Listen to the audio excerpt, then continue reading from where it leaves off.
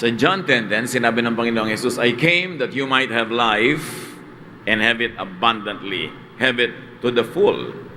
So ang gusto ng Panginoon talaga para sa kanyang mga anak ay isang buhay na makabuluhan, masaya, maligaya, punong-puno ng mga kasiyahan. Good life is God's will for His people. Kaya isa sa mga talagang kahulugan ng paghahanap sa will of God is to have a good life. To have a good life is not something people should feel guilty about. In fact, it is a high act of worship because it is God's will for us. 10 steps to a good life. 10 mga hakbang para ang buhay natin ay lalong mapabuti at sa ating matamasa ang lahat ng magagandang pagpapalang inilaan ng Panginoon para sa atin. Salamat Panginoon dahil ito po ang gusto niyo para sa amin, a good life. Teach us. Teach us how to maximize the goodness, your goodness in our lives. Lead us, Father. As we gather before you, may you forgive us our sins, cleanse us, enable us to understand your message. Lead us. Be our speaker. In the name of Jesus, we pray with thanksgiving. Amen. Pag may sinabi natin a good life, we should minimize disadvantages, especially sickness. We should maximize advantages, especially health, and do the most good. That should be a life well lived. Eat sensibly. Isang step natin to a good life, kailangan matalino tayo sa pagkain. Because you are what you eat. Kahit ano ang ilagay natin sa loob ng ating bibig, nguyain at lunukin, magiging bahagi ng ating katawan, ng ating kalusugan, o magiging sanhi ng ating sakit. When to eat is very important. Ecclesiastes 10:17, blessed is the land whose king is of noble birth, and whose princes eat at the proper time for strength. So hindi kain na lang ng kain kahit kailan na lang merong tamang oras. At yung mga nag-aaral ng metabolism ng katawan ng tao, sinasabi talagang dapat merong regular time to eat. Whenever possible. And what do we eat? Sa kasimula pa lang, sabi sa Genesis 1:29, then God said, I give you every seed-bearing plant on the face of the whole earth, and every tree that has fruit with seed in it. They will be yours for food. Sa simula, ang original intention, ang gustong kainin ng Diyos ng mga tao ay halaman. Mga bahagi ng halaman, gulay, dahon, prutas. Kaya sila Daniel, nung sila ay gustong bigyan ng pagsubok, nung sila ay binihag sa Babylon, sabi ni Daniel sa kanyang tagabantay, Daniel 1:11-12, Daniel then said to the guard, please test your servants for 10 days. Give us nothing but vegetables to eat and water to drink. Very sensible. Kasi kung ano ipapakain sa kanila na pagkain ng royal household, sabi nito mga bihag na Israelita, ang ipakain nyo lang sa amin ay gulay, ang ipainom nyo lang ay tubig, huwag na yung mga kung ano-anong inumin from the king's table. Hindi siguro may conviction ang lahat ng tao, o kaya hindi kaya ng lahat ng tao na maging ganito ka-strict sa diet. Pero alam natin, when you have a choice, what is a better choice to eat? Pag may kaharap kayong mga pagkain sa mesa, alam nyo kung alin ang mas mabuti talaga sa katawan. Kahit sa Biblia, yun ang sinasabi. Kahit yung mga health buffs, yun ang sinasabi. When you have a choice, importante, at inumin na lang daw tubig. Hindi ko ano-anong mga punong-puno ng mga sugar na mga iniinom, punong-puno ng alcohol, punong-puno ng kulay, mga soda, etc., na nakakapag-increase ng blood sugar. Nagbibigay sa atin ng unwanted weight. Hindi kailangang umorder ng umorder. Sa restaurants, the waiters are trained to always ask you, ano po ang drink? Matubig. Kayo po ba si Daniel? Hindi. Ako si Abednego. Mahirap bang umorder ng tubig? At kung iinom nila lang ng tubig, health buffs tell us, mabuti, room temperature or warm. Nakakataba daw yung cold drinks sabi nila. At ang isang known fact sa science, when you drink cold drink, your body has to work hard to bring the temperature of what you drank to your body temperature bago niya ma-process. So papagurin niyo yung katawan niyo para painitin yung ininom niyong malamig. Kasi mainit ang katawan natin, bagay, kung ano yung body temperature mo, yun din ang yung iniinom. Leviticus 7:22-23, the Lord said to Moses, say to the Israelites, do not eat any of the fat of cattle, sheep, or goats. So alam nyo na, mga chicharon, mga sari-saring mga popis, mga sizzling sisig, mga kung ano-ano mga taba ng mga blah blah blah na masarap. Inutos na nga eh. May mga utos sa Leviticus na hindi na effective ngayon, but dietitians will tell you, effective pa rin to. Hindi naman lahat ng inutos doong tribal pa lang sila, ang tagal-tagal na, ay effective pa ngayon. Pero meron mga very effective pa rin, lalo yung may sense na dietary principles. So very importantly, you don't only choose what you eat, but do not overeat. Proverbs 23:2, put a knife to your throat if you are given to gluttony. Bantayan daw, at kung mahilig ka talagang sobrang mag-overeat, bantayan mong mabuti ang iyong lalamunan. Another step to a good life is sleep sufficiently.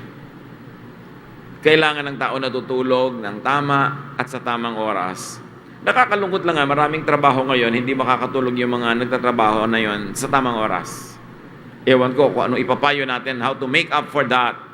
Siguro dapat goal mo lang, pang-emergency mo lang yung trabaho na yon at maghahanap ka ng iba. Pag binigyan ka na ng pagkakataon, ay lumipat ka sa mas tamang oras ang pagtulog. Ano ang kondisyon dapat ng pagtulog? Psalm 4:8, in peace I will lie down and sleep. For you alone, Lord, make me dwell in safety. In other words, sikaping maging tiwasay para mataas ang quality ng sleep. Hindi yung nag-iisip ka ng mga negative things, mapapaginipan mo pa. Manonood ka pa ng mga horror bago ka matulog. Again, magiging bangungot. O ang dami-dami mong iniisip na problema, mga inis, galit. Anong klase ng quality of your sleep? At pinagsisikapan, mga kapatid, na maging tiwasay, tahimik at payapa, ipinaglalaban yan. Kasi pag nagpadala tayo sa natural tendencies natin, maliligalig tayo, magugulumihanan. At mahalaga ang tao nagtatrabaho para mapagod at pag nahiga, tulog. Yung iba naman kasi, hindi makatulog. Ba't ka ba hindi makatulog? Lagi kaya tang nakahiga, kaya hindi ka na makatulog eh. Sumobra na. Ecclesiastes 5:12, the sleep of a laborer is sweet, whether they eat little or much. But as for the rich, their abundance permits them no sleep. Siyempre, exaggerated tong point na to. May mga rich din naman na masarap matulog. Ang ibig sabihin lang, pag dumadami ang iyong alalahanin, dumadami ang iyong mga negosyo, dumadami ang iyong mga pinagkakaabalahan, mas mahirap matulog ng payapa. Kaya sikapin na ang hawakan mo lang sa buhay ay yung kaya mong itulog. Pag hindi ka na makatulog sa dami ng mga negosyo, sa dami ng mga iniisip, sa dami ng exciting prospects, sobra na yun, magbawas ka na dahil ang naapektuhan na ay ang iyong sleep. To sleep peacefully is to sleep without cares. Kaya dapat pagod. Sleep early. Kailangan na matutulog ang tao na maaga hanggat pwede. Sinasabi ng mga health advocates, it's best to sleep before or by 10 p.m. No? Kasi meron daw mga body organs tayo na nakakapahinga lang pagka maagang natutulog ang tao. At pag hindi ka nakatulog sa ganung oras, hindi nakapahinga yung body organ mo yan that night. Bukas na uli siya may chance bumawi. Kung nagpuyat ka na naman, kaya napapansin nyo, ang mga lagi nagpupuyat, malakas tumanda. Mabilis pumangit ang pagpupuyat. Kasi talagang hinahanap ng katawan ng tulog at tulog na nasa tamang oras. Sleep early, but do not oversleep. Pagka lagi kang tulog ng tulog, lagi ka rin aantukin.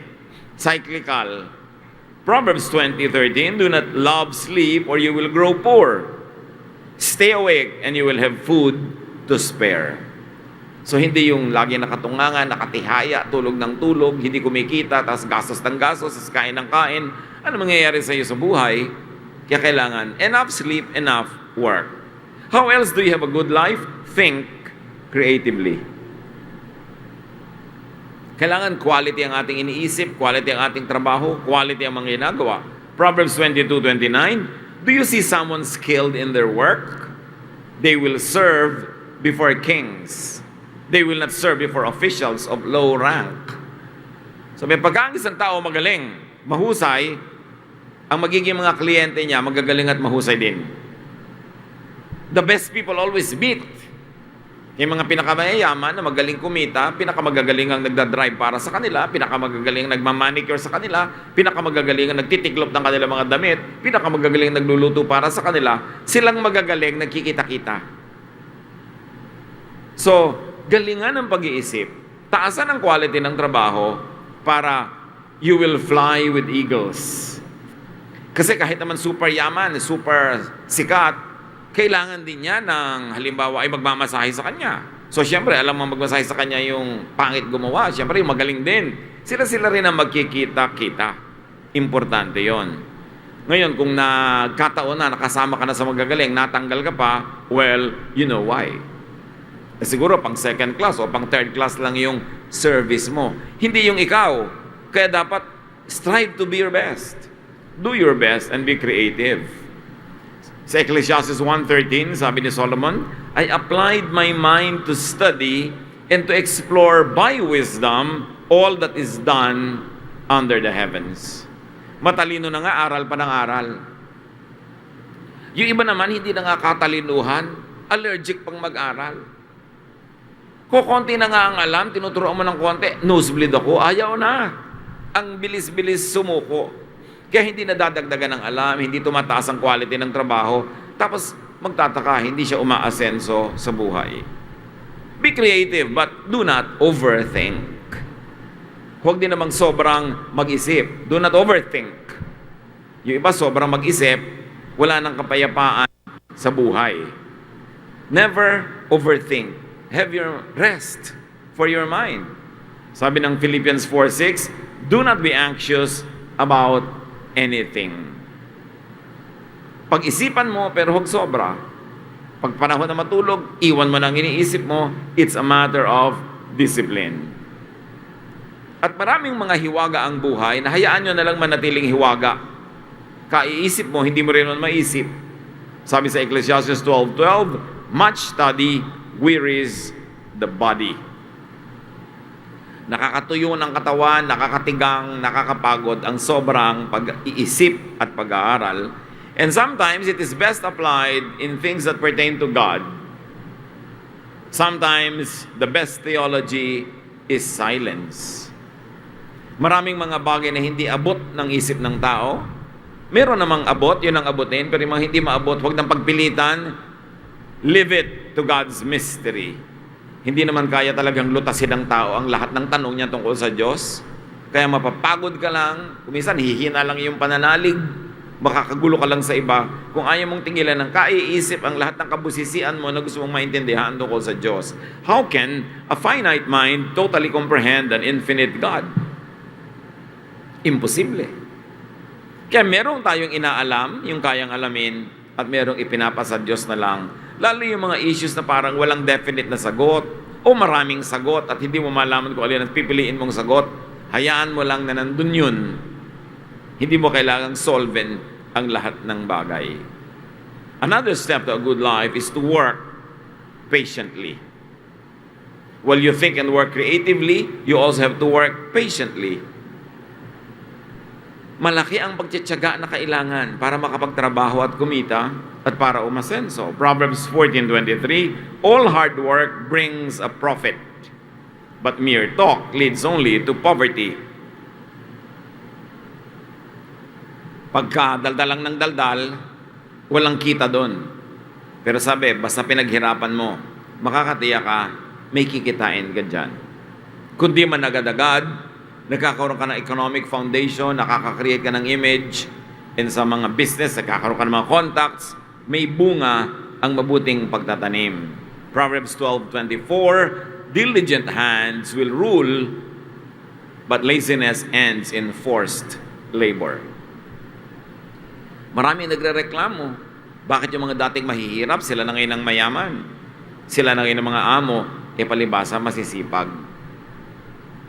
Wala namang biglang yayaman ang hindi masipag. Liban na lang nagsugal at biglang nanalo, pero na-maintain ba naman nila yon? Yung napanalunan.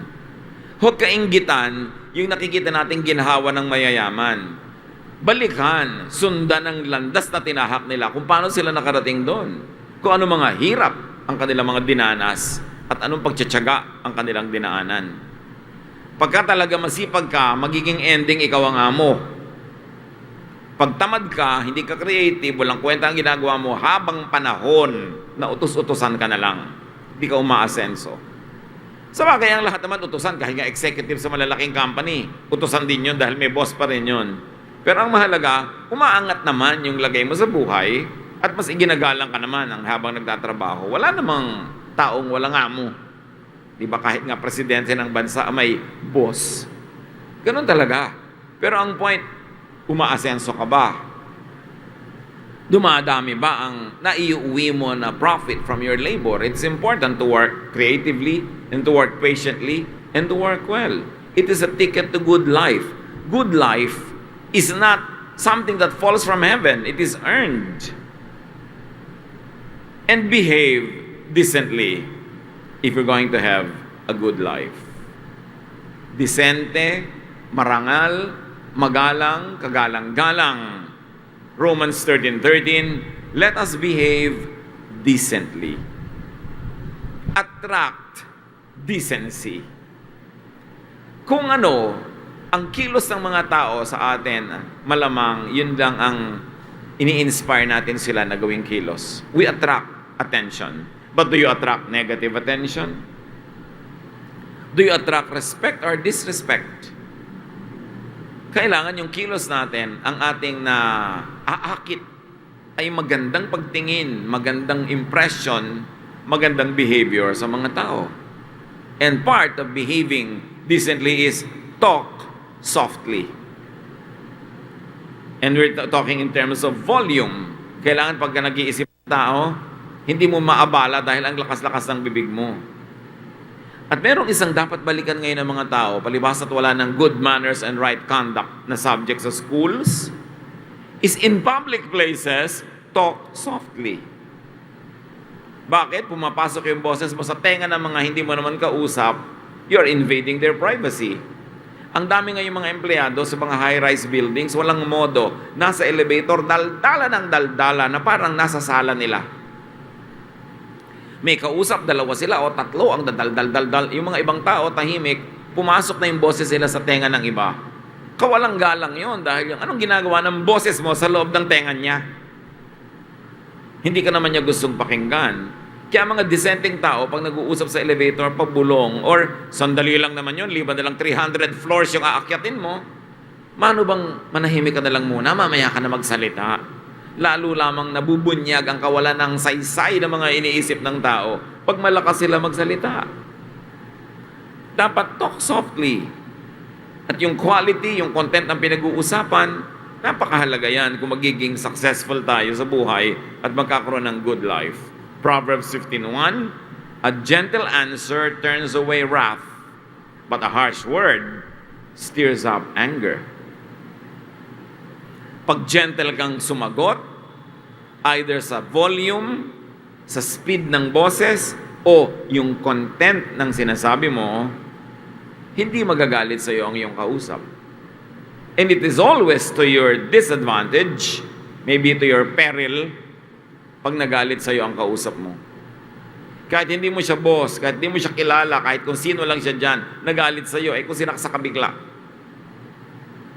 Kung may ginawang masama sa'yo o pinagbalakan ka, huwag na huwag kang manggagalit ng tao. At pinakamabilis manggalit ng tao ay mga sakit na sa salita, mga masasakit na salita. Yung nakaka-insulto, yung nakaka-challenge. So, a gentle answer turns away wrath. You will have a good life. You must know how to have a gentle answer, even to harsh questions. Do not return evil for evil. Hindi mo kailangang patulan ng mga tao kung wala silang modo, kung sila magaspang. Hindi mo rin kailangang maging katulad nila. Lalong-lalot may pinapahalagahan kang buhay, pangarap, plano. Ipoprotect mo yun na bigla na lang nalagot ang buhay mo dahil nakipag-away ka sa walang kakwenta-kwentang bagay. Proverbs 25:15, through patience, a ruler can be persuaded, and a gentle tongue can break a bone. Pag daw magaling kang magsalita, maayos kang magkohorte ng iyong dila, kahit mga pinuno, kahit mga leaders, kahit mga mahala, ay pwede mong mahikayat na isipin o gawin ang ipinapaisip o ipinapagawa mo sa kanila. At kung gusto mo talagang bumali ng buto, ang gagamitin mo, hindi pamalo, hindi karahasan, kundi dahan-dahan, malumanay na salita. Yun ang talagang effective. Kasi yung nasasaktan sa dahan-dahang pagsasalita, yun ang tinatablan ng hiya. Yun ang nakakapag-isip-isip. Pero yung nagalit, dahil galit ka rin, hindi tinatablan yun. Nagiging defensive at magiging offensive, and it could be dangerous for you. James 1:19, everyone should be quick to listen, slow to speak, and slow to become angry. Yung slow to speak, hindi naman yung halika dito. Hindi naman ganun, no? Ibig sabihin lang, hindi ka agad-agad nagsasalita, nag-iisip ka muna. Pero pag nagsalita ka na, normal speed na. Pero huwag bubuka agad ang bibig, lalo galit. Kasi pag galit ka, pwedeng may masabi kang pagsisisihan mo. Bagamat may mga tao kung hindi ka pa nanggagalaiti, hindi tatablan, pero mas mabuti, especially when in doubt, to hold your peace. Do not hurt feelings. If you are going to have a good life, dress smartly. Hindi ka magkakaroon ng good life kung mukha kang basahan o mukha kang tiriringgay. Kailangan dress smartly. Whether you like it or not, sinusukat ka ng tao sa itsura mo. So huwag kang tamad na mag-ayos. Sabi sa Ecclesiastes 9:8, dress up, comb your hair, and look your best. Lalong-lalo ka kung iniwan ka ng asawa mo, tapos nangangayayat ka pa, mukha kang bangkay, yung damit mo, ang dumi-dumi na, hindi natatabla ng apoy, lalo kang iiwan. Pag nakita ka, sabihin, ay, talagang dapat nga palang iniwan ito. Pero kung ang ganda-ganda mo, magdadalawang isip na naman yan, pag hinayangan ka man lang. Sabi ng iba, looking good is the best revenge. Kung may umapi sa'yo noon, di magpaganda ka, kaysa magmukmuk ka sa iyong sariling mga kadiliman. You are measured by your looks, whether or not you agree with that. That is the way of the world. Kaya si Solomon na matalino, sabi niya, dress up, comb your hair, and look your best. At ang pinakamatalinong babae na binanggit sa Bible, the lady of Proverbs 31, verses 21 and 22, when it snows, she has no fear for her household. For all of them are clothed in scarlet. She is clothed in fine linen and purple. Sabi itong babaeng matalinong ito, na blessed na babaeng ito, maayos ang pananamit, tama, angkop sa panahon. Pag maginaw, may pangginaw. Pagka mainit, meron siyang mga maninipis sa kasuotan lamang at finest material. At hindi dahil siya ay nanghihingi. Dahil magaling siya magnegosyo, magaling siya maghanap buhay, magaling siyang kumita. Ang mga tao ay para mga pagong, sabi nga ni Jose Rizal, inuuri tayo sa ating talukab. So kung ano yung shell mo, yun ang nagiging value mo. Kaya alagaan ang sarili. Hindi mo kailangan maging mayaman para magpaganda. Kung ang hirap-hirap mo na nga, mukha ka pang mahirap, di lalo ka ng mukhang kawawa. Sino pa magtitiwala at kukuha sa'yo? Kaya mahalaga to look good. Hindi para magyabang, because God is God of beauty. At nilikha ka ng Diyos na maganda. Ang mga damo nga na tinatapakan, ang gaganda. Ang mga halaman nga magaganda. Tapos ikaw na tao, crowning glory of God's creation, hindi nagsisikap, nagandahan ang itsura. It's important. Another step to good life is to earn honestly. Kailangan ng tao kumikita ng matapat at malinis. Liban na lang kay sobrang bata pa, o sobrang tanda na, o sobrang may sakit, dapat ang tao kumikita. Dapat kinikita mo ang iyong ginagastos. Hindi mo iniaasa sa iba. That is how to have a good life, not at the expense of others. Sa Acts 20:33 to 34, sabi ni Paul, who was a missionary, I have not coveted anyone's silver or gold or clothing. You yourselves know that these hands of mine have supplied my own needs and the needs of my companions. Bagamat ang mga lingkod ng Diyos ay entitled to the support of the people that they serve, sabi ni Pablo, bagamat entitled ako dyan, nagtrabaho pa rin ako. Pinaghirapan ko pa rin at kinikita ang ginagastos ko at ng aking mga kasamahan. Siya na nga na entitled na sa support ng mga tao, nagtatrabaho pa. Ano pa yung iba? Proverbs 13:11, dishonest money dwindles away, but whoever gathers money little by little makes it grow. So yung mga biglang yaman na mali ang paraan, easy money, nawawala din agad. Sabi, pero pag pinaghihirapan mo, buong ayos mong ipinupundar ang iyong kabuhayan, magtatagal yon. Kasi yung pinaghihirapang income, minamahal, pinagmamalasakitan. Pero yung easy money, tinatapon din ng ganun-ganun lang. Kasi napakadali namang kitain. Very importantly, earn more than you need. Dapat ang tao kumikita para sa kanyang pangangailangan. Again, liban na lang kung sobrang bata pa, sobrang matanda na, sobrang may sakit, or inaalat lang sa mga panakanakang panahon. Kahit naman magaling ka, kung minsan wala kang kita, minsan ang negosyo mo hindi nagkiklik, aasa ka sa iba, pero paminsan-minsan, hindi yung habang panahon ka nakadagan sa iyong kapwa. But it's not only just earning, but you should earn more than you need.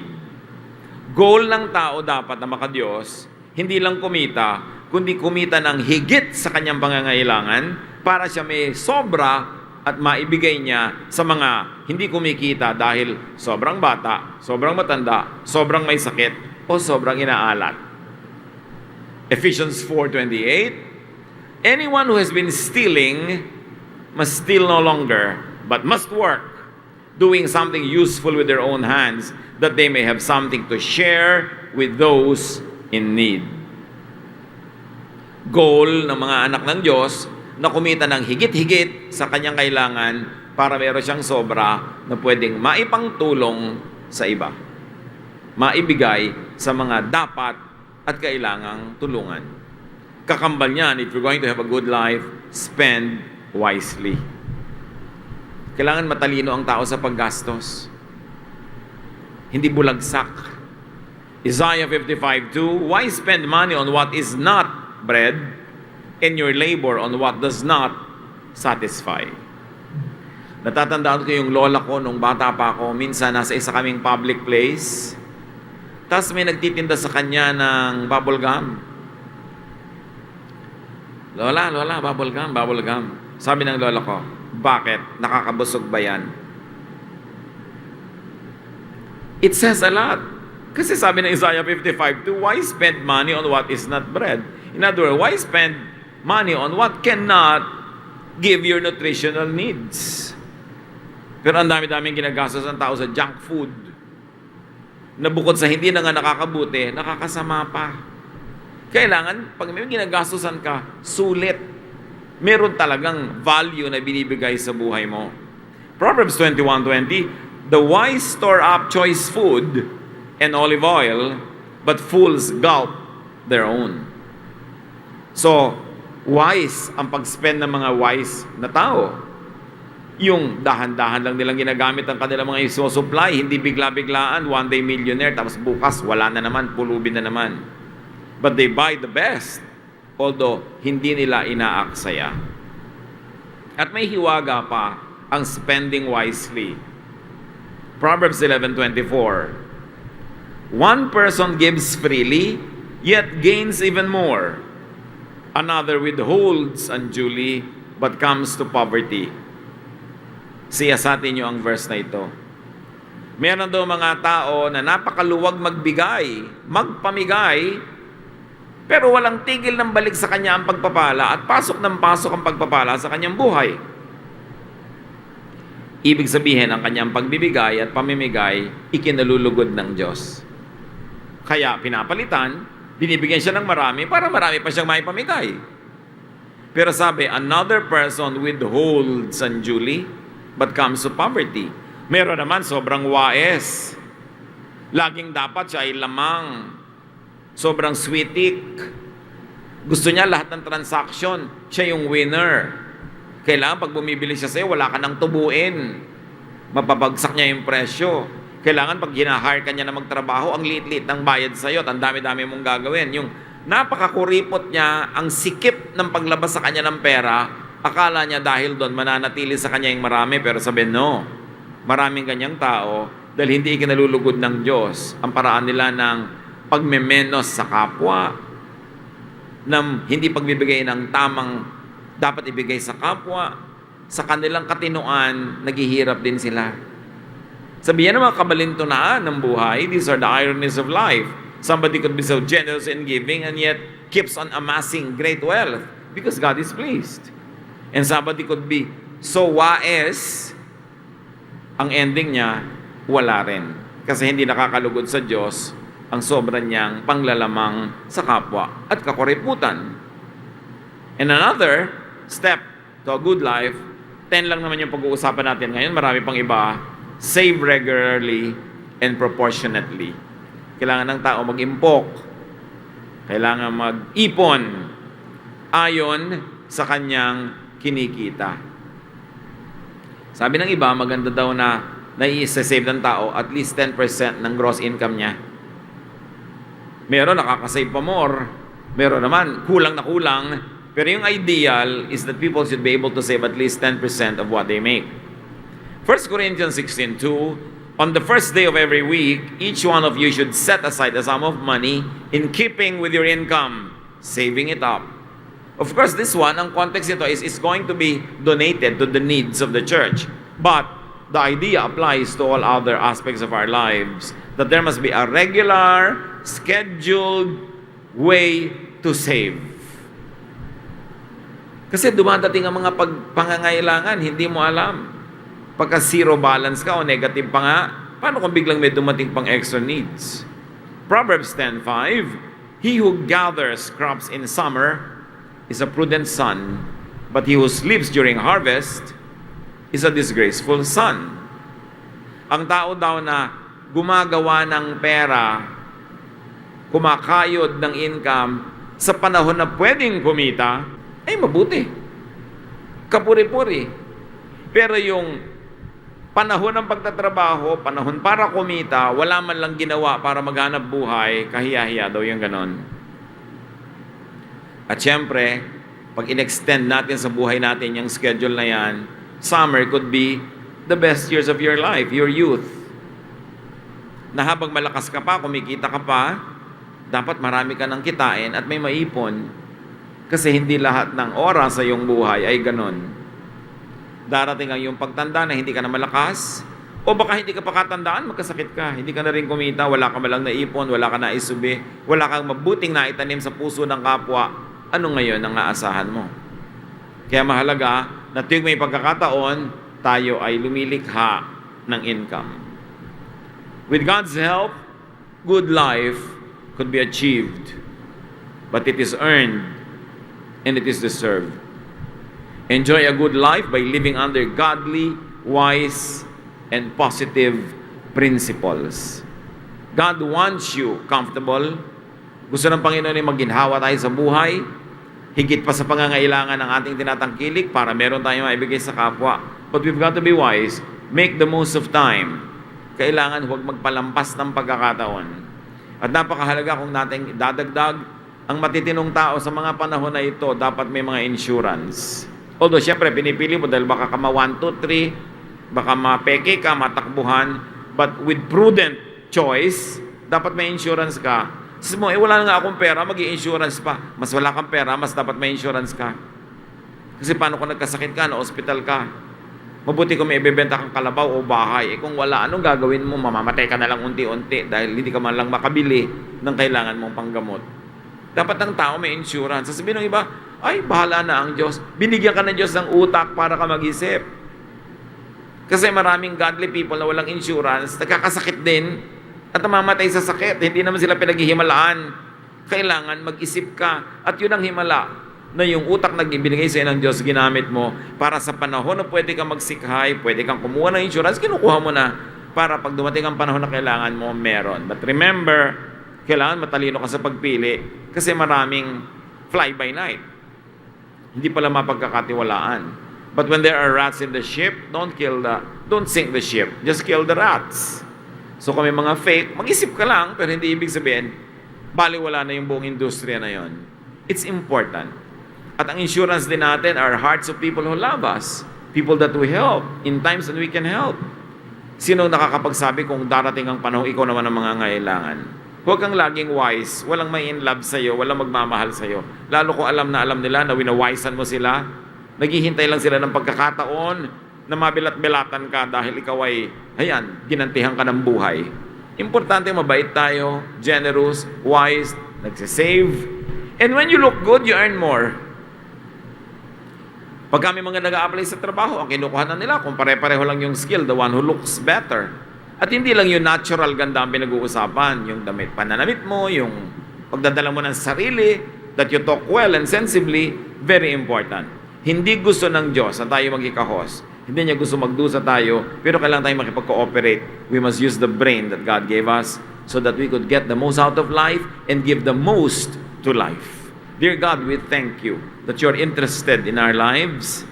Hanggang kalit-liit ang mga bagay na ganito, meron pang turo sa Biblia. Turuan mo kami, Lord, pahalagahan ang mga pinag-aralan ngayon, maipamuhay, at sa mga bahagi ng aming pang-araw-araw na buhay na ito'y nagaganap na, salamat po. May you teach us how to even improve. Lead us. Teach us so we can have a good life, and when enjoying a good life, we can help others also have better lives. Pagbulay-bulayan natin mga kapatid, ang mga kahulugan nito sa ating practical na buhay.